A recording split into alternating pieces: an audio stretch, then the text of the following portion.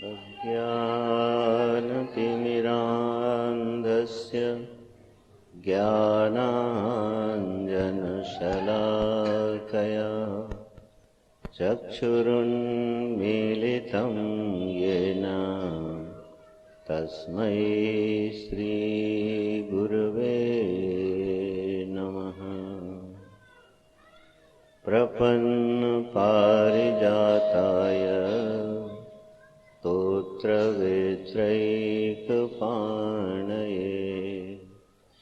ज्ञानमुद्राय कृष्णाय गीतामृतदुहे नमः। ओम श्री कृष्णाय नमः। ओम श्री सद्गुरुचरणकमलेभ्यो नमः। नारायण। प्रभु कृपा से, गुरुजनों के अनुग्रह से हम लोग पुनः एक बार समवेत हुए परम पवित्र ग्रंथ इस सृष्टि का एक अभूतपूर्व गीत जो गोविंद ने 5000 वर्ष पूर्व हम साधकों के कल्याण के लिए, मानव जाति के कल्याण के लिए गाया था। बेटा इसको ठीक करना जरा।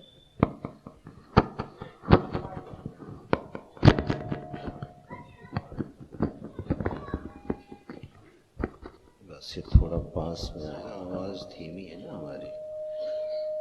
ओम।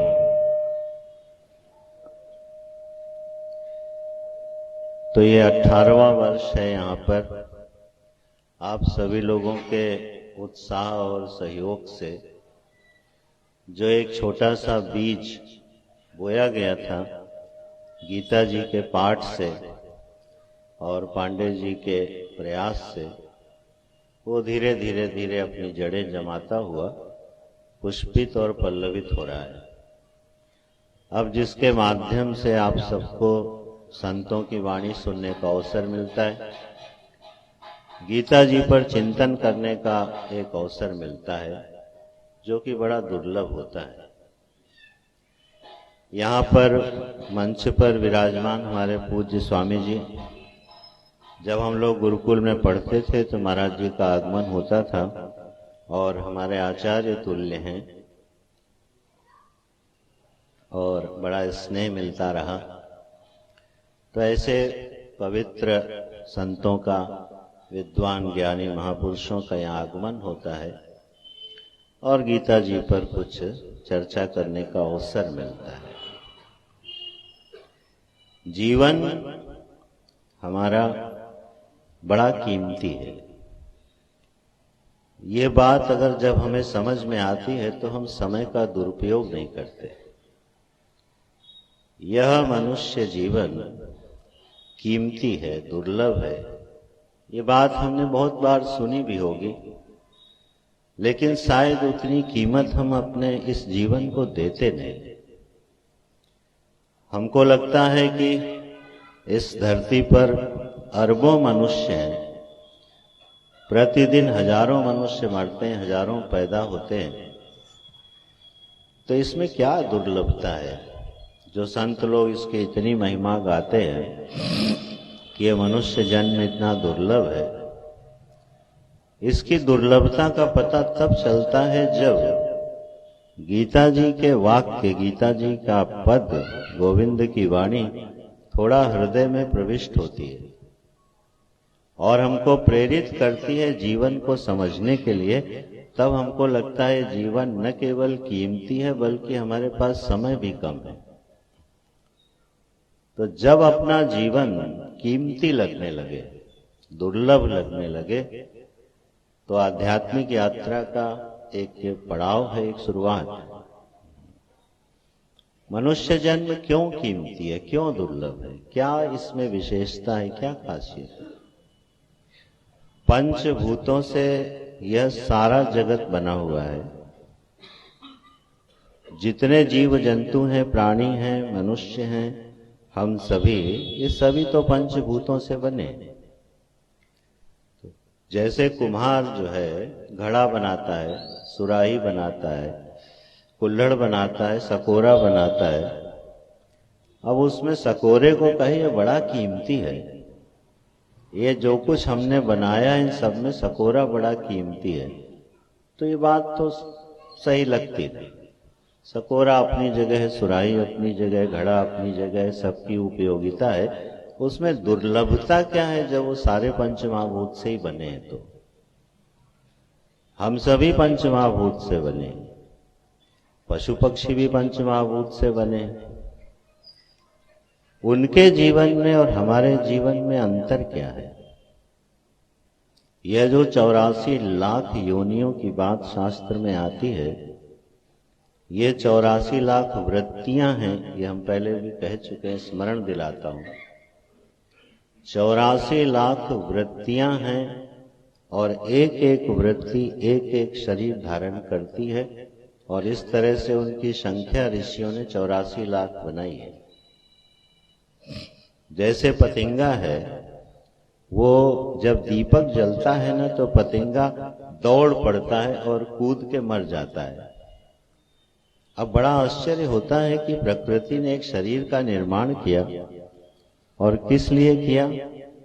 कि दीपक जले, तुम दौड़ो उसकी ओर, कूदो और खत्म हो जाओ। बस इसी बात के लिए पतंगे का निर्माण हुआ इस सृष्टि में।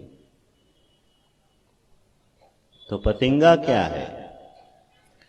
हमारी जो रूपासक्त वृत्ति है, जब हम रूप में बहुत आसक्त हो जाते हैं, अत्यंत आसक्त हो जाते हैं, तो प्रकृति हमारे लिए एक शरीर डिजाइन करती है, उसका नाम पतंगा है। तो हम ही पतंगा बनते हैं, रूप में आसक्त होते हैं, जल के मर जाते हैं, वो वृत्ति हमारी क्षय हो जाती है। ऐसे ही 84 लाख वृत्तियों की गणना करके 84 लाख योनियों का निर्माण हुआ है। और हर एक योनि में एक वृत्ति विशेष होती है। जब आप अनुसंधान करोगे तो पाओगे इस बात को। मनुष्य क्या है? मनुष्य इन सारी वृत्तियों का एक बैलेंस कॉम्बिनेशन है। इसमें न कोई वृत्ति बहुत अधिक तीव्र होती है, न बहुत अधिक मंद होती है। क्या परफेक्ट कॉम्बिनेशन बना के मनुष्य शरीर मिलता है। और इस मनुष्य शरीर में जो सुविधा उपलब्ध है वो ये है कि इसमें हम विचार कर सकते हैं, इसमें धर्म अधर्म का विवेक कर सकते हैं, इसमें हम ये प्रश्न पूछ सकते हैं कि परमात्मा कौन है, मेरा आत्म कल्याण किसमें, ये सृष्टि किसने बनाई, प्रभु का स्वरूप क्या है, ये धर्माधर्म क्या है, ये प्रश्न हम पूछ सकते। आप बताओ, पूरी सृष्टि में ये प्रश्न कोई और प्राणी पूछता है या पूछने की सुविधा है उसके पास? उसकी बुद्धि ही इस तरह से डिजाइन नहीं हुई है कि वो इन प्रश्नों को पूछ सके। इसको बोलते हैं इंस्टिंक्टिव लाइफ। जैसे एक भूखा शेर है और उसके सामने एक छोटा सा नवजात मृग का शिशु आ गया और उसको भूख लगी है, तो आज तक कभी आपने किसी शेर को ये विचार करते हुए सुना कि अच्छा चलो ये छोटा सा नन्हा शिशु है, इसको तो ना खाएं, दूसरा शिकार ढूंढ लें। वो भूखा है तो उस पर टूट पड़ता है और अपनी क्षुधा की निवृत्ति करता है, उसके अंदर विचार नहीं आता। और आश्चर्य की बात है कि भगवान की किताब में इसके लिए उसको कोई पाप नहीं लगता कि इसने नवजात शिशु का भक्षण कर लिया, इसलिए पापी सिंह है और ये एक पुण्यात्मा सिंह है। ये कभी विभाग सुना आपने? ये पापी पेड़ है। कोई विभाग पापी का और पुण्यात्मा का पूरी सृष्टि में मनुष्य के अलावा आपको प्राप्त नहीं होता है, क्योंकि they are governed by their instinct. जो मन में है, जिसके लिए उनका शरीर बना है, वो वृत्ति आती है, क्रिया हो जाती है।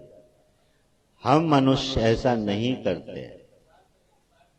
मान लीजिए हम क्षुधातुर हैं, समय हो गया है और मुझे भूख लगी है, लेकिन अतिथि को घर में आना है, तो आप क्या करते हो?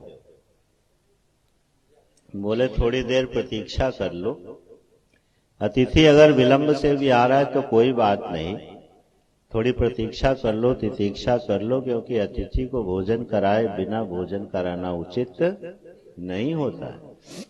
ये विचार कहाँ पैदा हुआ? मनुष्य में। पर भाई कुछ महापुरुष बड़े विचित्र होते हैं। एक बार अपने पूज्य गुरु जी के साथ किसी के घर भिक्षा पर गए और वो तो हमेशा ही देर से पहुंचते थे, तो बड़े विलंब से पहुंचे। तो यजमान जो थे, जिन्होंने मैंने निमंत्रण दिया था, वो नए नए जुड़े होंगे, वो बड़े संयमी व्यक्ति थे, तो उन्होंने अपना टाइम से भोजन प्रसाद पा लिया। बोले मैं बिल्कुल संयमित व्यक्ति हूं और अपने संयम में कोई परहेज, कोई व्यतिक्रम नहीं कर सकता। अब जब भोजन करने बैठे तो गुरुजी का जैसे आदत थी, उन्होंने कहा आइए आइए, आप भी यहीं पास में बैठ के भोजन कीजिए। उन्होंने कहा नहीं स्वामी जी आप कीजिए। बोले नहीं आप साथ में कीजिए। बोले नहीं हम कर चुके हैं भोजन स्वामी जी। अब हम लोगों को बड़ा धक्का लगा। गुरुजी ने स्थिति संभाली और बाद में ब्रह्मचारी जी को कहा सोच समझ के घर में ले जाया करो, थोड़ा शिक्षा तो दे दिया करो। महापुरुषों का आगमन कुछ सिखाने के लिए होता है। तो संयमित जीवन है तो प्रतीक्षा नहीं हो सकती, ऐसा नहीं है। तो मनुष्य जीवन में आप ध्यान से देखोगे तब आपको ये लगेगा इतनी बड़ी सृष्टि है, कोटि कोटि ब्रह्मांडों की सृष्टि है, जिसके बारे में हम जानते भी नहीं हैं। उसके बड़े थोड़े से अंश को जानते हैं और उस पूरे अंश में अरबों प्राणी जन्म लेते हैं, अनंत प्राणी जन्म लेते हैं और मर जाते हैं। उस बड़े संदर्भ में जब आप देखोगे तो आपको लगेगा कि ये मनुष्य जीवन हमारे लिए कीमती है, क्योंकि एक एक वृत्ति का क्षय करने के लिए पता नहीं फिर से कितने कितने में घूमना पड़ेगा। और घूमते घूमते ये द्वार मिल गया है जिसको मनुष्य शरीर कहते हैं। और अगर इसका भी हमने जरा दुरुपयोग कर डाला, आहार निद्रा भय और मैथुन चार में अगर ये जीवन बिता दिया तो जरा घाटे का सौदा है ये। तो हमको ये लगने लगे जीवन में क्या कि मेरा समय कीमती है, मेरा शरीर कीमती है और इसका उपयोग होना चाहिए उस काम के लिए जिस काम के लिए ये हमको मिला है। कृपण की परिभाषा आपने सुनी होगी, हमने कही भी होगी। कृपण किसको कहते हैं? कार्पण्य दोषोपहत स्वभाव प्रक्षामि त्वाम धर्म सम्मूढ़ चेताः। जब अर्जुन कहता है कि मैं कृपणता के दोष से ग्रस्त हूं, तो ये कृपणता क्या है? अर्जुन में कौन सी कंजूसी आ गई भाई? उदार यशस्वी सम्राट है वो, अतुल वैभव से संपन्न है, उसमें कौन सी उदारता की कमी है जो वो ये कह रहा है कि मैं कंजूस हो गया हूं? कृपणता क्या है? कृपणता ये है यमात्मानम अविदित्वा स्मात् लोकात् प्रैत्य सकृपणः। हे गार्गी, जो मनुष्य शरीर को पा करके इस शरीर से जो उसको अपना कल्याण और समष्टि का कल्याण करना था, वो दोनों में से कुछ नहीं कर पाया और ऐसे ही चला गया, उसका नाम है कृपण। कंजूस किसको कहते हो आप? हमारे पास जो संपदा है वो ना हम अपने लिए उपयोग करें और ना दूसरे के लिए करें, उसको कृपण कहते हैं। हम तो याद दिला रहे हैं, मुझे याद है कि ये सब बातें बोल चुका हूं मैं, फिर भी याद दिला रहा हूं।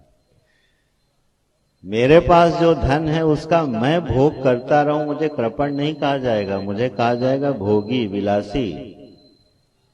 मेरे पास जो संपदा जो धन है उसका मैं दान ही करता रहूं, बांटता रहूं उसको, तो मेरा नाम पड़ेगा त्यागी। लेकिन जो संपदा मेरे पास है ना उसको मैं बांटूं और ना अपने काम में लाऊं, उसका नाम पड़ता है कृपण, कंजूस। अर्जुन कह रहे हैं मैं कृपणता के दोष से ग्रस्त हूं। माने प्रभु आपने जो जीवन हमको दिया था, इससे मैं अपने आप को समझ पाता, अपने प्रभु हे गोविंद आपको समझ पाता, इस समष्टि के हित में अपना जीवन बिता पाता। ये दोनों काम शायद मैं नहीं कर पाया हूं। ये अर्जुन की अभिव्यक्ति है। हे गोविंद, अभी तक मैं समझ नहीं पाया, क्या धर्म क्या अधर्म क्या, यही नहीं समझ पाया। सत्य क्या है असत्य क्या है, आत्मा क्या है अनात्मा क्या है, मैं कौन हूं, कहां से आया हूं और कहां विसर्जित हो जाऊंगा, मेरा कोई आधार स्थल है या नहीं है, ये बात मैं समझ ही नहीं पाया। इसलिए मैं भ्रमित हो रहा हूं, मैं कृपणता के दोष से ग्रस्त हूं। तो ये जो कीमती समय है, ये ख्याल, ये विचार जरा हमारे मन में भी आना चाहिए कि काल चक्र बिना आवाज किए हुए प्रतिदिन सबका भक्षण किए चला जा रहा है। इस पूरी सृष्टि में अगर कोई सबसे निर्मम है, निर्मम माने कठोर, गीता वाला निर्मम नहीं, गीता वाला निर्मम तो ज्ञानी होता है। कुछ शब्द ऐसे होते हैं ना जिनका भी बड़े गजब का प्रारब्ध होता है।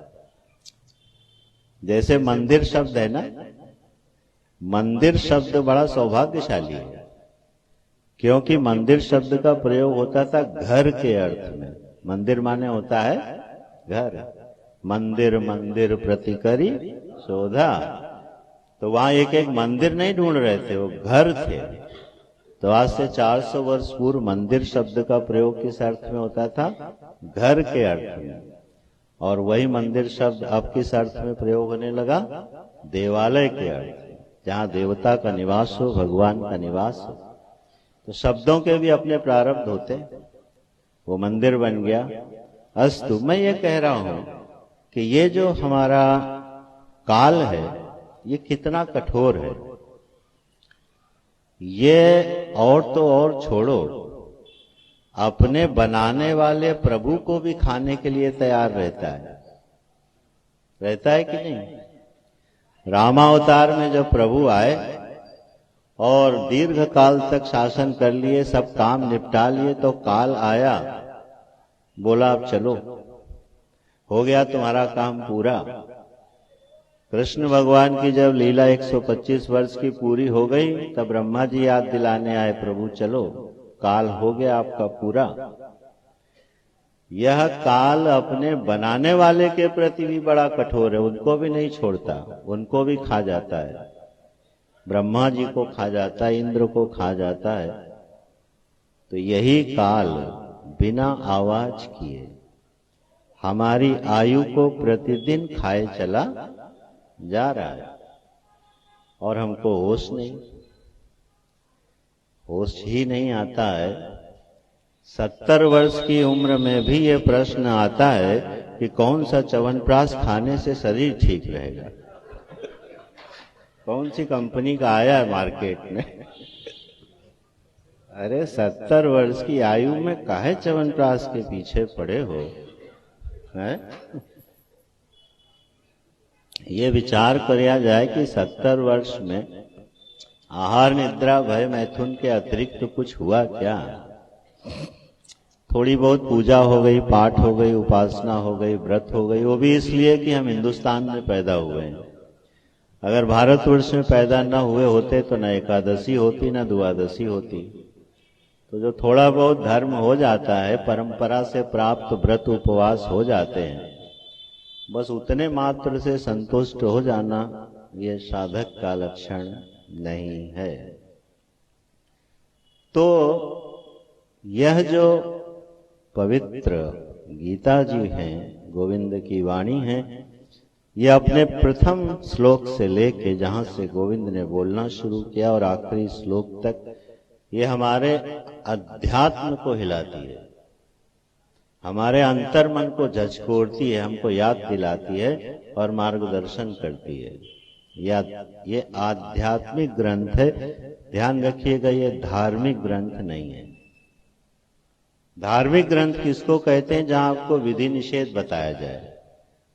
सुबह कब उठना है, शाम को कब सोना है, क्या भक्षण करना है, कौन सा व्रत रखना है, ये सब जहां वर्णन किया जाए, ये करो वो न करो, उसका नाम होता है धर्मशास्त्र। वो है हमारी स्मृतियां, वो है पुराण के कुछ अंश, वो है महाभारत के कुछ अंश जो विधि निषेध बताते हैं, उनको धर्मशास्त्र बोलते हैं। अध्यात्म शास्त्र जो होता है वो जीवन के शाश्वत प्रश्नों को हल करता है। 8वें अध्याय में आपने पढ़ा होगा, स्वभावो अध्यात्मम उच्यते, ये परिभाषा है गीता में। अध्यात्म किसको कहते हैं? अध्यात्म का मतलब होता है अपने जीवन की अंतरंग गाथा का विश्लेषण करना। मुझे क्रोध क्यों आता है? मेरे मन से अभी तक ईर्ष्या क्यों नहीं गई? मैं एक शांत व्यक्ति क्यों नहीं हुआ? मुझे अभी तक ध्यान क्यों नहीं लगा और मुझे समाधि का आनंद क्यों नहीं मिला? मैं अभी तक ये क्यों नहीं समझ पाया कि ईश्वर का स्वरूप क्या है? 7वें आसमान में रहता है कि वैकुंठ लोक में रहता है कि हमारे हृदय में रहता है? ये गोविंद का निवास कहाँ है? गोविंद की निवास स्थली कहाँ है? इस प्रश्न का उत्तर शायद न ढूंढा और न मिला। जीवन में ये प्रश्न उठ जाएं तो समझना बड़े सौभाग्यशाली हो, हम और आप कोई भी।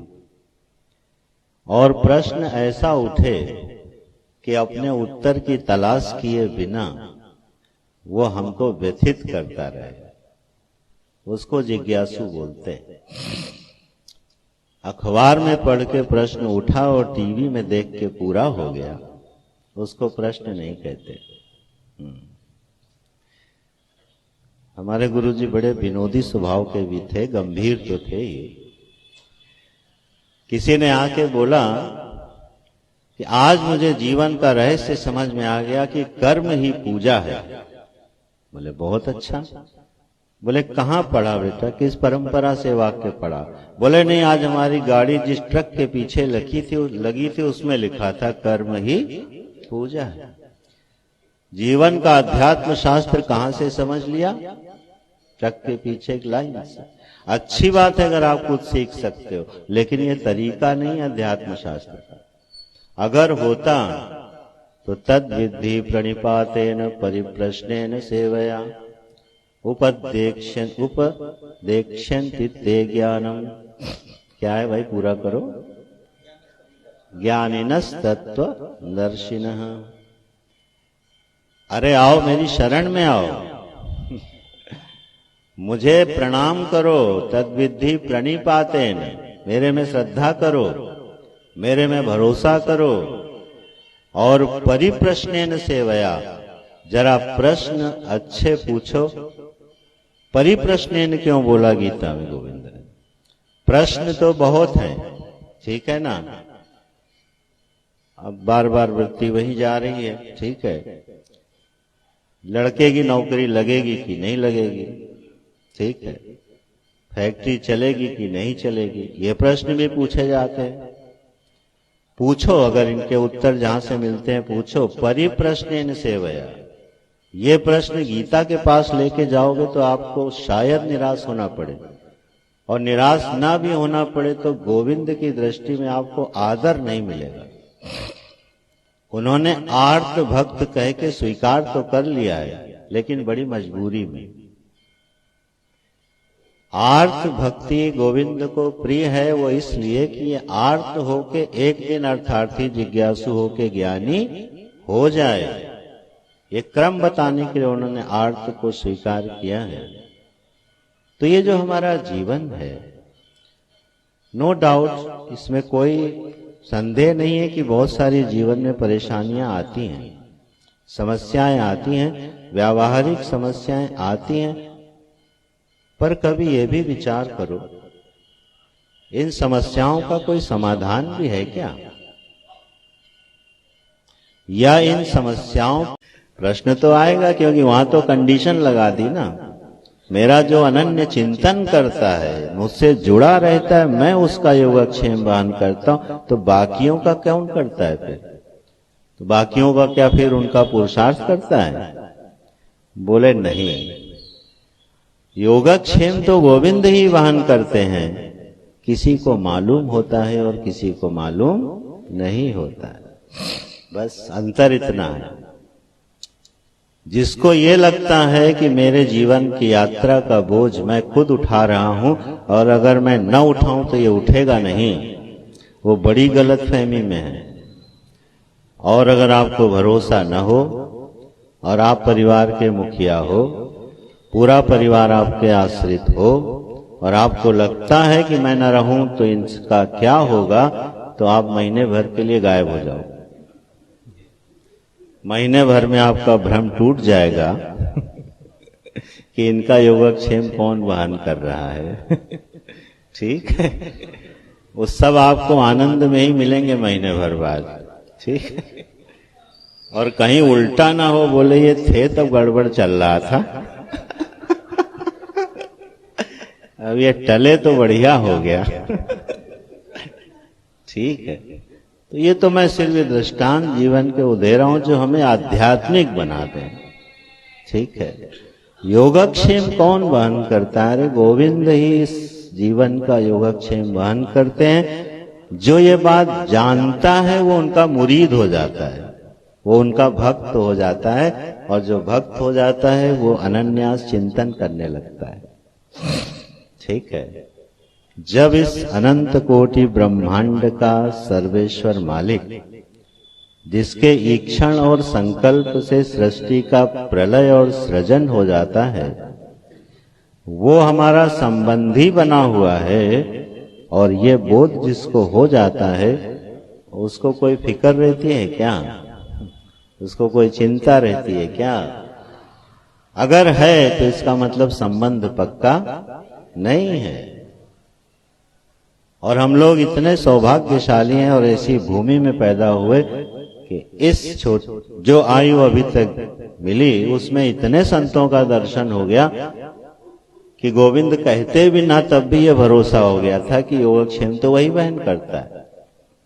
ऐसे ऐसे संतों का दर्शन हुआ, सानिध्य हुआ, संग मिला। मैं अपने प्रश्न विचार पर लौटता हूं, हम आध्यात्मिक कब होते हैं? ध्यान रखिएगा, निश्चिंत व्यक्ति आध्यात्मिक होता है, चिंताग्रस्त व्यक्ति आध्यात्मिक नहीं हो सकता। इसी बात को कुछ तथाकथित दार्शनिकों ने दूसरे ढंग से बोल दिया था, जिसका समाज पे गलत असर पड़ गया। बोले दुनिया के सब भोग भोगने के बाद ही किसी को वैराग्य होता है।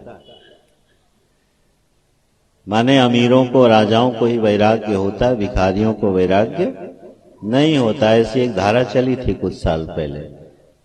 ये सत्य नहीं है। बात गरीबी या बात अमीरी का नहीं है, बात यह है कि हम निश्चिंत कितने रहते हैं। और अगर आप अपने पुरुषार्थ के बल से भी निश्चिंत होते हो भगवान की कृपा से, तो आप आध्यात्मिक हो सकते हो। आपको धन की चिंता नहीं है, आपको परिवार की चिंता नहीं है, आपको शरीर की चिंता नहीं है, और तब आपका वो खाली मन जब उसको सत्संग मिलता है तो वो फिर आध्यात्मिक हो जाता है। व्यथित हृदय आध्यात्मिक जल्दी नहीं होता। आप जरा अर्जुन पर ध्यान दीजिएगा, यद्यपि वो व्यथित है, लेकिन कहा क्या? प्रक्षामि त्वाम धर्म सम्मूढ़ चेता। मेरा धर्म के संबंध में चित्त व्याकुल है। उसने ये नहीं कहा कि आत्मा क्या है ये बताओ, मैं आत्मा का स्वरूप जानना चाहता हूं। यह प्रश्न है क्या अर्जुन का? नहीं है। ये सृष्टि किसने बनाई, कौन पालन करता है, ये बताओ, ये प्रश्न तो अर्जुन का नहीं है। प्रश्न तो यह है कि गोविंद में धर्म के संबंध में मूढ़ हो गया है अंतःकरण मेरा, तो धर्म क्या है मैं ये नहीं समझ पा रहा हूं, युद्ध करूं कि ना करूं, मेरा स्वधर्म क्या, मेरा धर्म क्या? प्रश्न ये है। भगवान ने बीज पकड़ लिया कि इसको हम प्रेरित कर सकते हैं, और फिर उन्होंने जो उत्तर दिए उसके उपरांत में पूरी एक भगवत गीता उतरी जो आध्यात्मिक अनुसंधानों से भरी हुई है। मुझे कल ही पांडे जी ने कहा कि आपको 9वां अध्याय पर बात करनी है। ठीक है। अब वो 9वां अध्याय के जो प्रारंभ के श्लोक हैं वो हैं ब्रह्म विद्या वाले। ठीक। और ब्रह्म विद्या जब चलेगी तो हमारे अखिलेश शुक्ला जी कहेंगे बड़ा भारी हो रहा है। तो हमने कहा दूसरे ढंग से चलो जैसी प्रभुवाणी दे। भाई 9वां, एक बार 13वां अध्याय चुना गया था, मुझे याद है। 13वां अध्याय यहीं पर चुना गया तो दूसरे ही दिन हमारे अखिलेश जी ने कहा स्वामी जी बहुत भारी हो रहा है, थोड़ा हल्का करो। बात हल्के और भारी की नहीं है। बुद्धि में जिस चीज को समझने की रुचि हो जाए वो चीज हल्की हो जाती है। अब मुझे कोई कहे कि आपको शेयर मार्केट समझना है, मेरे ख्याल से सबसे भारी ज्ञान हमारे लिए होगा, बड़ा असंभव सा होगा, न समझ पाएंगे। और कोई कहे कि जरा भाष्य की पंक्ति लगानी है तो बड़ा रस आएगा, हाँ प्रभु लगा दो। हमारी रुचि किस चीज को समझने में है? अगर हमारी रुचि सृष्टि के विज्ञान को समझने में है तो यह हल्का हो जाएगा। तो रुचि बढ़नी चाहिए। जीवन के तत्व को समझने का प्रश्न मन में खड़ा होना चाहिए, तब जरा गीता जी पर कुछ बात होती है। तो आइए थोड़ा 9वें अध्याय को आज स्पर्श कर लेते हैं। 9वें अध्याय में जो भगवान प्रारंभ करते हैं विषय का, इदम तुते गुह्यतमं प्रवक्ष्याम्यनुसूयवे ज्ञानम विज्ञान सहितम यद् ज्ञात्वा मोक्ष्यसे शुभात् राजविद्या राजगुह्यम पवित्रमिदमुत्तमं प्रत्यक्षावगमं धर्म्यं सुसुखं कर्तुम अव्ययम्। यहाँ पर जो शुरुआत करी है भगवान ने 7वें अध्याय में इस विषय को बता चुके हैं और इसीलिए करते हैं इदम। इदम सर्वनाम होता है। यह ज्ञान कौन सा ज्ञान? जो मैं पहले बता चुका हूं। सर्वनाम तभी आता है जब पहले उसकी चर्चा हो चुकी हो। तो इदम तुते गुह्यतमम, ये मैं गुह्यतमम ज्ञान अर्जुन तुमको बताऊंगा, माने दोबारा बताऊंगा और बार बार बताऊंगा। ठीक है। और अर्जुन की बुद्धि में रुचि पैदा हो जाए, इसलिए जो है 3 श्लोक तो बड़ी खराब भाषा बोलूं, मार्केटिंग वाले हैं। जब किसी को अपनी कोई चीज पहुंचानी होती है ग्राहक तक, तो उसके कितने गुणगान करता है। पुष्पिताम वाचम इमाहा प्रवदन्ते, बड़ी पुष्पित वाणियां बोलता है। जैसे स्वर्ग के कामियों के लिए जब यज्ञ का वर्णन करती है श्रुति, तो कितने पुष्पित वचन बोलती है। अरे इस यज्ञ को कर लेने के बाद तुमको क्या क्या नहीं मिल सकता है, ऐसे वर्णन है श्रुतियों में। तो इसको आज की भाषा में आप मार्केटिंग कह सकते हो, हालांकि शब्द बहुत खराब है शास्त्र के लिए। अर्थवाद बोलते हैं, प्रेरित करते हैं बुद्धि। तो भगवान अर्जुन की बुद्धि को थोड़ा प्रेरित करते हैं। मैं जो तुमको बताने जा रहा हूं वो चीज क्या है? तो इदम तुते गुह्यतमम्, मैं जो तुमको बताने जा रहा हूं बड़ा गुह्यतमम् ज्ञान देने जा रहा हूं। गुह्यतमम् सुपरलेटिव डिग्री है, माने इससे अधिक छिपाने योग्य कुछ भी नहीं है। ठीक। देखो बताने जा रहे हैं, ओपनली बताने जा रहे हैं और कह रहे हैं इससे ज्यादा छुपाने योग्य गुह्य चीज कोई नहीं है। जैसे जब हम किसी से मिलते हैं, अगर कोई कहे बात तो बड़ी गंभीर है, बताने लायक बड़ी मुश्किल से है, चलो अच्छा रहने दो, अब आप के मन में बेचैनी हो जाएगी। अरे प्रभु बता तो सकते थे, लेकिन छोड़ो कुछ खास नहीं है, अब आप पीछे पड़ जाओ, बताओ बताओ। तो बोले गुह्यतमम् प्रवक्ष्यामि, मैं वो बात बताऊंगा जो बड़ी छिपा के रखी गई है। अब अर्जुन के कान खड़े हो गए, ऐसी कौन सी बात है जो इन्होंने भी छिपा के रखी हुई है, बड़ी गुह्यतम है। और पहले 2 अध्याय में बता चुके हैं, 7वें अध्याय में ये विषय बता चुके हैं, फिर भी कहते हैं गुह्यतम। यह जो ब्रह्म विद्या है ना, असल में गुह्यतम इसलिए है, अनधिकारियों के बीच में इसकी चर्चा नहीं करनी चाहिए। उससे एक तो भ्रम उत्पन्न होते हैं, अरुचि उत्पन्न होती है शास्त्र में, शास्त्री में, क्योंकि यह ब्रह्म विद्या जीवन की अंतिम विद्या है। इस विद्या के बाद कोई विद्या जीवन में बचती नहीं है, इसलिए यह थोड़ी गुह्यतमम है, जरा सोच समझ के बताने लायक है। हमारे पूज्य गुरु जी बोलते थे कि आप बस में खड़े हो, एक हाथ आपका ऊपर टगा हुआ है, भीड़ धक्के मार रही है, और उसमें से पीछे कोई पूछे भगवान ये अध्यास की परिभाषा बताना, तो आप क्या करोगे उस समय? अध्यास की परिभाषा बताओगे क्या? ब्रह्म विद्या का एक वातावरण होता है, अंतर और बाह्य दोनों वातावरण होते हैं, इसका ख्याल रखिएगा।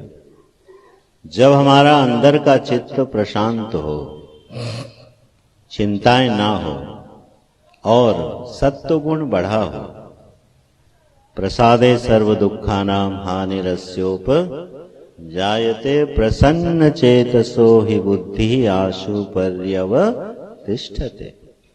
ये विद्या कहाँ ठहरती है? बोले जब तुम्हारा मन थोड़ा प्रसन्न हो। बोले जब मन ही प्रसन्न हो गया तब जरूरत क्या रही? है कि नहीं? सारी जो जीवन की कथा है वो काहे के लिए? मन को खुश रखने के लिए। मन खुश हो जाए, और मन अगर खुश रहने लगे तब काहे का प्रश्न। लेकिन आश्चर्य है, ये गुह्यतम क्यों है? ये जब मन प्रसन्न हो जाता है, निश्चिंत हो जाता है, तब ये पूछता है कि ये ब्रह्म विद्या क्या है। तो कहाँ बतानी चाहिए, कब बतानी चाहिए, कब इस पर चर्चा करनी चाहिए, इसका ध्यान रख के इस पे चर्चा की जाती है। तो गुह्यतमं इदं ज्ञानम प्रवक्ष्यामि, मैं बताऊंगा तुमको। किसके लिए बताऊंगा? अनुसूयवे, अर्जुनाय।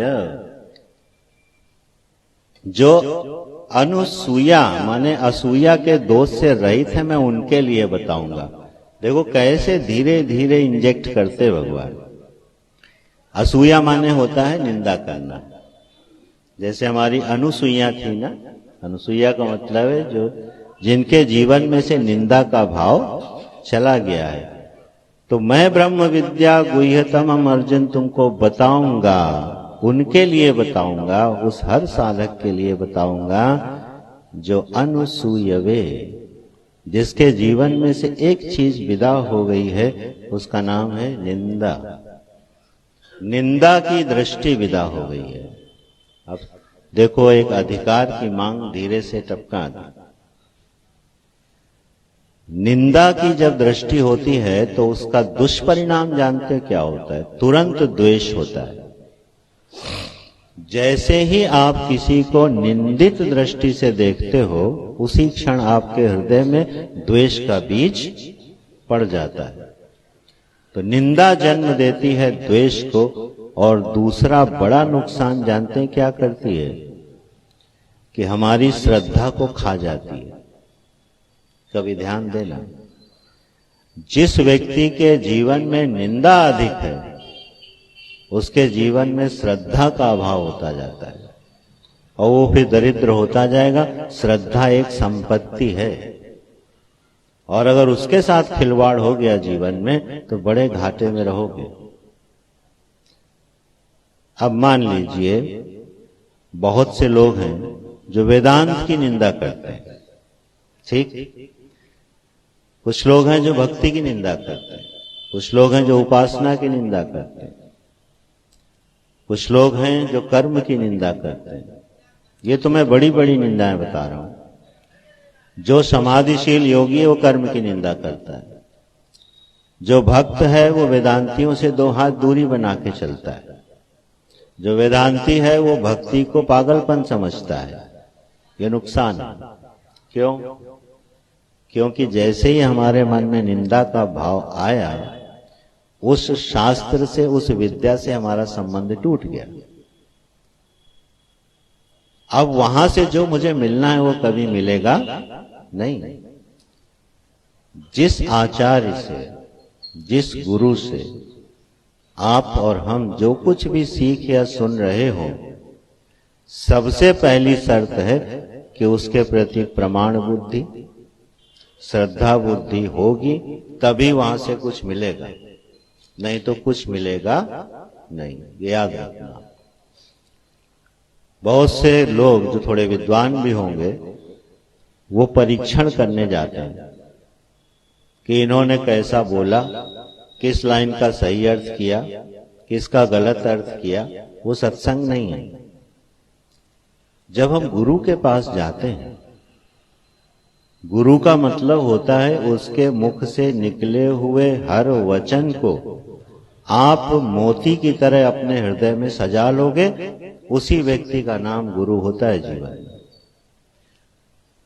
जिसमें आपने इफ एंड बट लगा दिया कि ये गुरुजी ने बात कही है लेकिन जरा ठीक से समझ नहीं आ रही है, या ये ठीक से कह नहीं पा रहे, वहां आप चूक गए। अरे पुत्र जब पिता के प्रति समर्पित हो जाता है तो पिता उसको जितना चाहिए उससे अधिक देता है कि नहीं देता? हमारी मजदूरी से हमको जितना मिलना है, अगर मालिक प्रसन्न हो जाए तो जरा टिप देता है कि नहीं देता? अरे आप एक साधारण से होटल में जाते हो और अगर कोई वेटर आपको बहुत ध्यान से केयर करता है तो आप उसको अतिरिक्त दे के आते हो कि नहीं दे के आते? आपका हृदय कहता है अरे इसको कुछ देना चाहिए। और अगर वेटर केवल ड्यूटी बजा रहा है, उसमें कोई आप प्रेम नहीं दिखा, कोई सेवा भाव नहीं दिखा, तो आप उसको 1 रुपया भी देते नहीं, बिल अदा करके चले आते हो। तो वो वेटर चूक गया ना, अतिरिक्त पाने से चूक गया ना। श्रद्धा क्या करती है? उस अनंत परमात्मा में से अनंत मोती निकाल लेती है। जिस गुरु में हम संपूर्ण श्रद्धा कर पाते हैं, समर्पण कर पाते, वो अपने शिष्य को वो हर चीज देना चाहता है जिसके बारे में उसने पूछा भी नहीं, जिसके बारे में वो जानता भी नहीं है, गुरु उसको वो चीज दे देना चाहता है। तो जैसे ही हमारे जीवन में निंदा प्रवेश करती है ना, हम बड़े घाटे में रहते हैं। याद रखना, व्यावहारिक घाटे में भी रहते हैं और आध्यात्मिक घाटे में तो जबरदस्त रहते हैं। इसलिए निंदक नियरे राखिए आंगन कुटी छवाए, बिन पानी बिन तैल के निर्मल करे स्वभाय। कबीरदास जी की अभिव्यक्ति है। एक संत थे, उनके आसपास 2-4 लोग थे जो उनको पसंद नहीं करते थे। तो उनके शिष्य ने कहा, महाराज जी यहाँ रहने की आवश्यकता नहीं, आपको दूसरा स्थान बना देते हैं, वहां चले जाइए, भजन करना है आपको।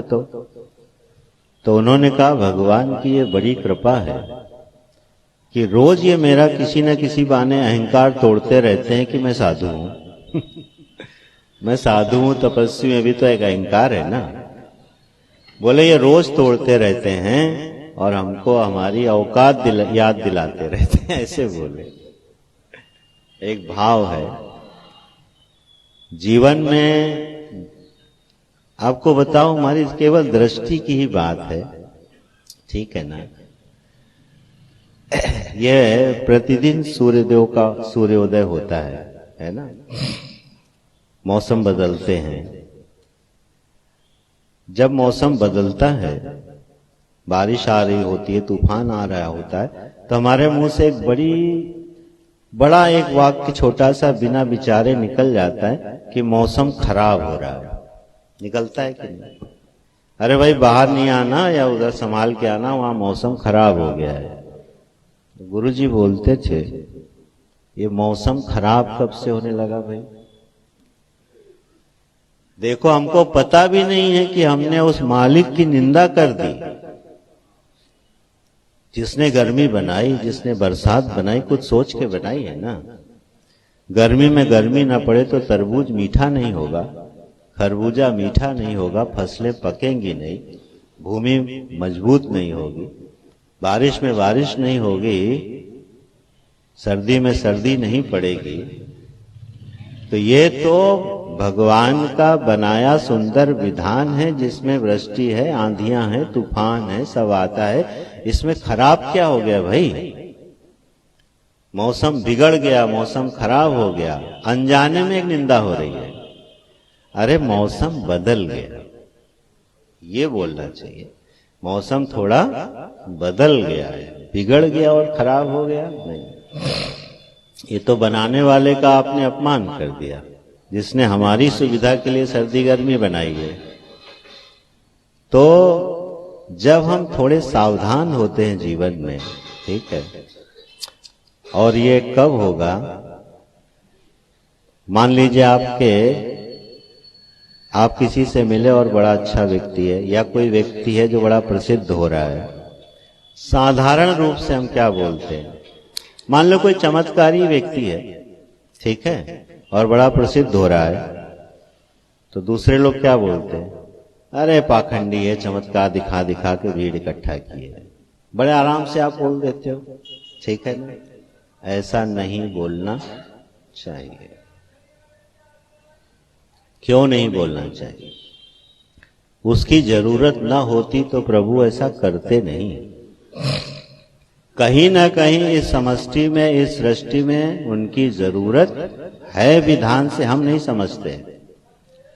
चाइना में एक बार चाइना वालों ने सारे चूहे मार दिए थे और बाद में उनको चूहे इंपोर्ट करने पड़े दुनिया से। चूहे मार दिए, फसलें खा जाते हैं, और जब मार दिए तो वो बीमारी फैली, तो वो भी जरूरी थे। चूहे भी जरूरी हैं, बिच्छू भी जरूरी है, सर्प भी जरूरी है। पूरी समष्टि में एक संगीत है, वो जरूरी है। हमें नहीं समझ में आ रहा तो बोलो नहीं आ रहा, निंदा क्यों करनी? अस्तु, भगवान यहाँ क्या कह रहे हैं? प्रवक्ष्यामि अनुसूयवे। अरे अर्जुन, जो बात मैं कहने जा रहा हूं इस पे अश्रद्धा नहीं करना, क्योंकि बात जरा बड़ी वाली बोली जाएगी।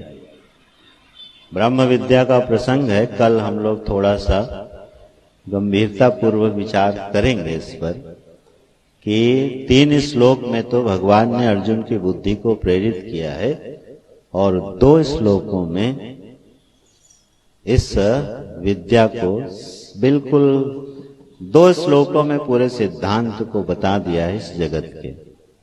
तो वहां तक हमारी बुद्धि पहुंचे। अनुसूयवे प्रवक्ष्यामि, मैं बताऊंगा।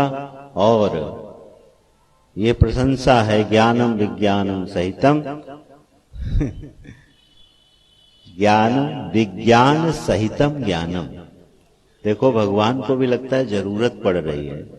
जैसे हम लोग बोलते हैं ना, ये बात मैं अपने अनुभव से बोल रहा हूं, और कुछ लोग ऐसे क्या कहते हैं, ये बाल हमने धूप में सफेद नहीं किए हैं, माने वजन है बात में। तुम अनुभव वाली बात बोल रहा हूं तुमको मैं। भगवान को जरूरत पड़ गई अर्जुन के लिए ब्रह्म विद्या के पहले। विज्ञान सहितम ज्ञानम प्रवक्ष्यामि, मैं तुमको अनुभव युक्त वाणी बताऊंगा। माने ये न कहना कि तुम भी कहीं से पढ़ लिख के बुला। सारे वेद जिसकी वाणी से प्रकट होते हैं उसको क्या कहने की जरूरत है कि मैं अनुभव सहित बोलूंगा। फिर भी अर्जुन के मन में कहीं अश्रद्धा न हो जाए, प्रश्न न खड़ा हो जाए। बोले मैं अपने अनुभव की बात बताऊंगा तुमको अर्जुन, ज्ञान विज्ञान सहितम। और क्यों बताऊंगा? यद ज्ञात्वा मोक्षसे अशुभात्, अशुभात् संसारात्।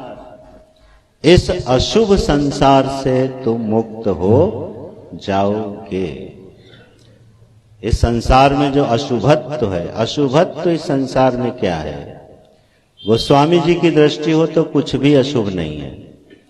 सिया राम में सब जग जाने, वहां क्या अशुभ है? फिर जीव की दृष्टि में जगत अशुभ है। क्या अशुभ है? जन्म लेना, मर जाना, सुखी होना, दुखी होना, चिंता करना, हाय हाय करना, यही तो संसार का अशुभत्व है कि नहीं है?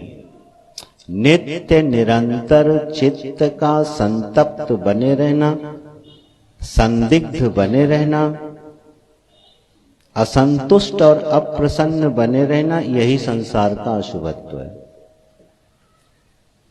अगर हमारे चित्त में कोई संशय नहीं है, कोई पीड़ा नहीं है, कोई संताप नहीं है, तो आप समझो आप भगवान के कृपा पात्र हो।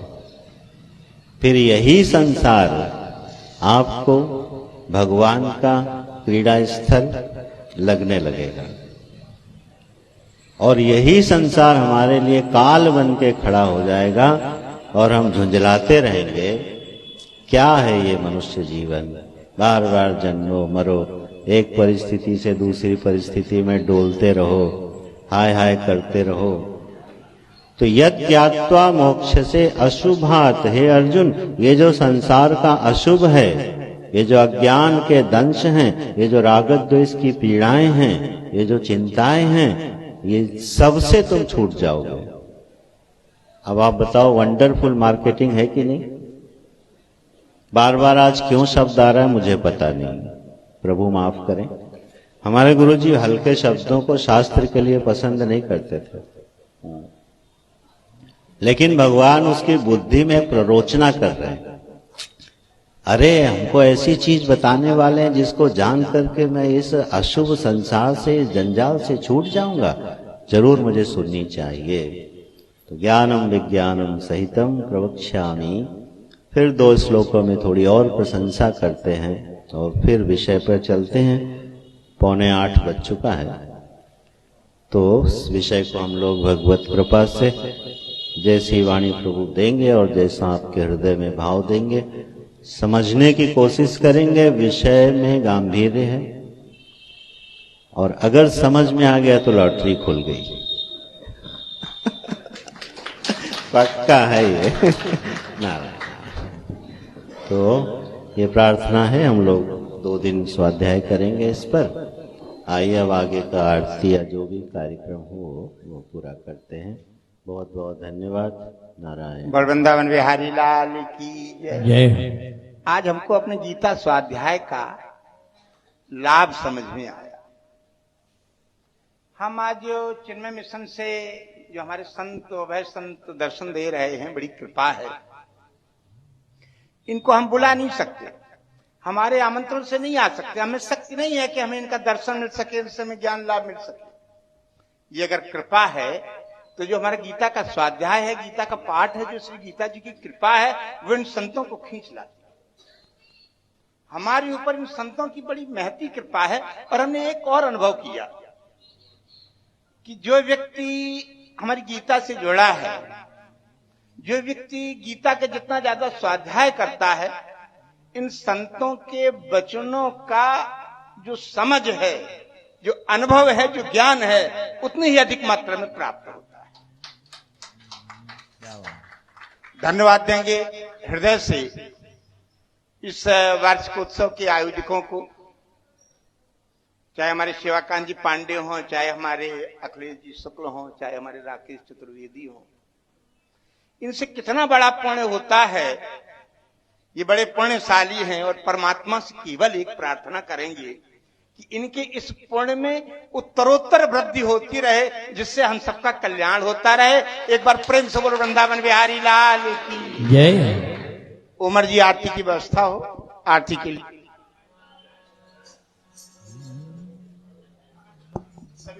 खड़े हो जाइए सब लोग।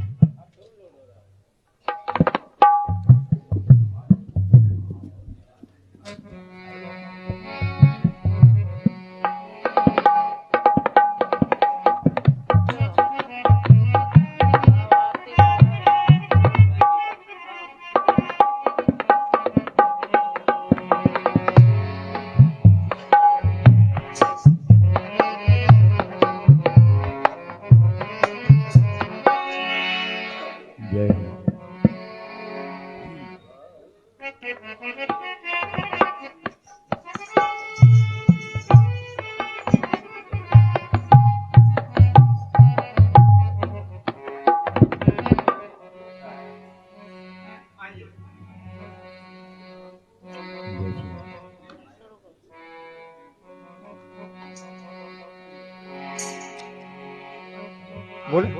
ओम जय भगवत गीते मैया जय भगवत गीते हरिय कमल बिहारिण हरिय कमल बिहार दर सुपनीते।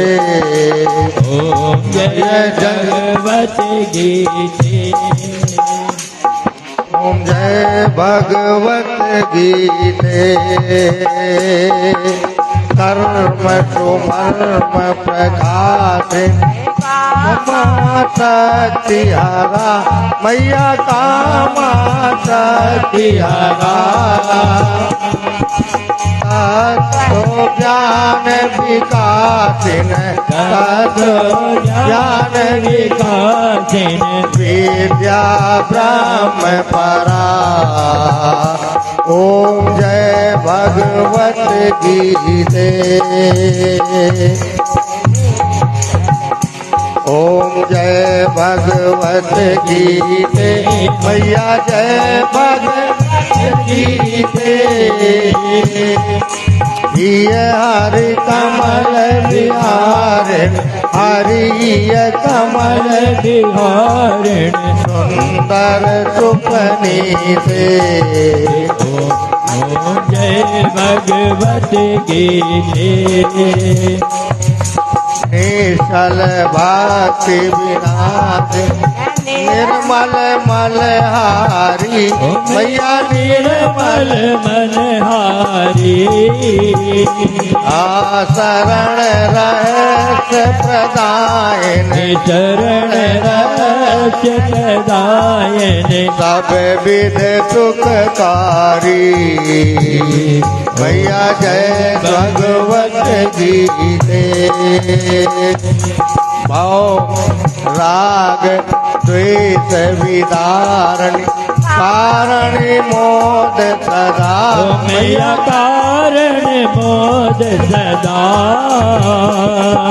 भव हारिण तारिण भव हारिण तारिण परमानंद प्रदा।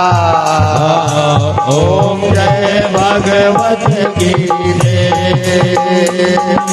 आतुर भाव विनाश नाथिन सम रजनी ओ मैया नाथिन सम रजनी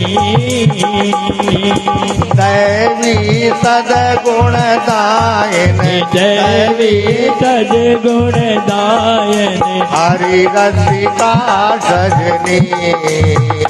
ओम जय भगवत गीते समता त्याग सिखावन हरि मुख की बानी ओ मैया हरि दुख की बानी सकल सास की स्वामिन सकल सास स्वामिन श्रुतियों की वाणी। ओम जय भगवत गीते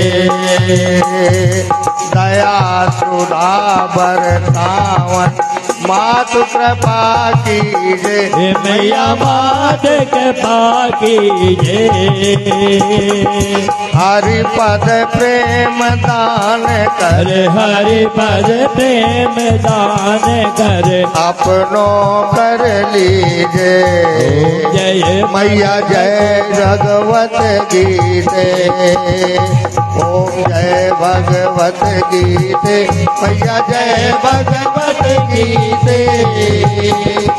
हरिय कमल विहारिण हरिय कमल बिहारण सुंदर सुपनीते मैया जय